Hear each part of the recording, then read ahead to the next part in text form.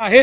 आता most critical part जो आहे त्याचं काम चाललेलं आहे आणि MSRDCने आम्हाला असं सांगितलं आहे की आम्ही हे काम डिसेंबरपर्यंत पूर्ण करू, पण आमचा त्यांना आग्रह आहे की त्यांनी ऑक्टोबरपर्यंत हे पूर्ण केलं पाहिजे, फार झालं तर नोव्हेंबरपर्यंत त्यांनी ते पूर्ण केलं पाहिजे।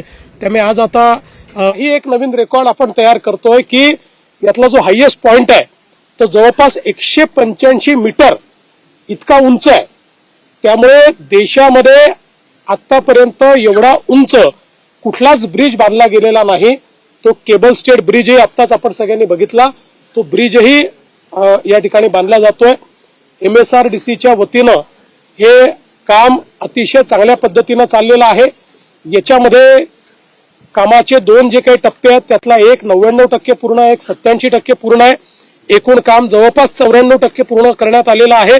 आता मोस्ट क्रिटिकल पार्ट जो आहे त्याचं काम चाललेलं आहे आणि MSRDCने आम्हाला असं सांगितलं आहे की आम्ही हे काम डिसेंबरपर्यंत पूर्ण करू, पण आमचा त्यांना आग्रह आहे की त्यांनी ऑक्टोबरपर्यंत पूर्ण केलं पाहिजे, फार झालं तर नोव्हेंबरपर्यंत त्यांनी ते पूर्ण केलं पाहिजे।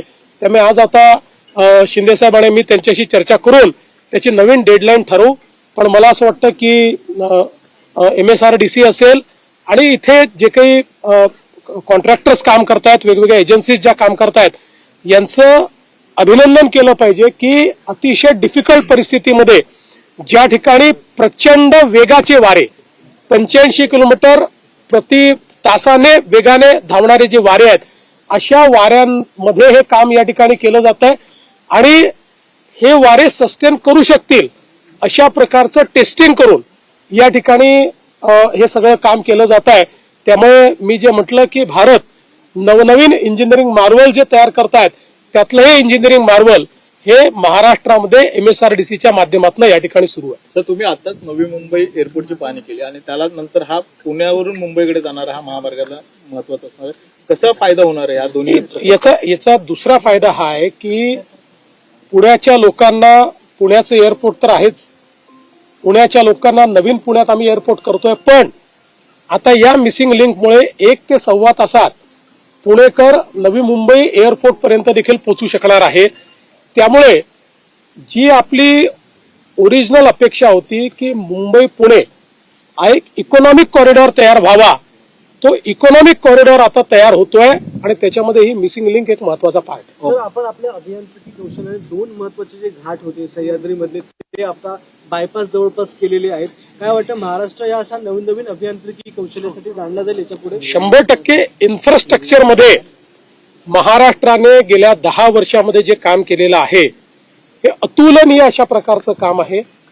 अनेक इंजिनिअरिंग मार्वल्स आपण तयार केले आहेत। ज्यावेळी ही कामं आम्ही करणार आहोत असं मी आणि शिंदे साहेब सांगायचो, त्यावेळी अनेकांना वाटायचं की नेते घोषणा करतात पण हे होत नाही, पण ही सगळी कामं आज पूर्ण होताना दिसत आहेत आणि अर्थातच याचं श्रेय आमच्यासोबत काम करणारे आमचे जे सगळे सहकारी आहेत त्यांना हे श्रेय आहे, कारण त्या सगळ्यांनी खूप प्रयत्नपूर्वक हे सगळं काम पूर्ण केलं। प्रामुख्याने तुम्ही मुख्यमंत्री असताना खरं तर हा प्रकल्पाला सुरुवात झाली होती आणि त्यानंतर आता पुन्हा एकदा मुख्यमंत्री त्याने काम पूर्ण होताना पाहिलं म्हणजे ही अतिशय आनंदाची गोष्ट आहे। खरं म्हणजे तुम्ही जर बघितलं असेल तर ही सगळी कामं मी आणि शिंदे साहेब असतानाच सुरू केलेली आहेत आणि आता पुन्हा आम्ही दोघं असतानाच ही कामं पूर्ण होणार आहेत आणि अशा प्रकारच्या सगळ्या आयकॉनिक कामांना देशाचे पंतप्रधान मोदीजींचाच आशीर्वाद आम्ही घेतलाय आणि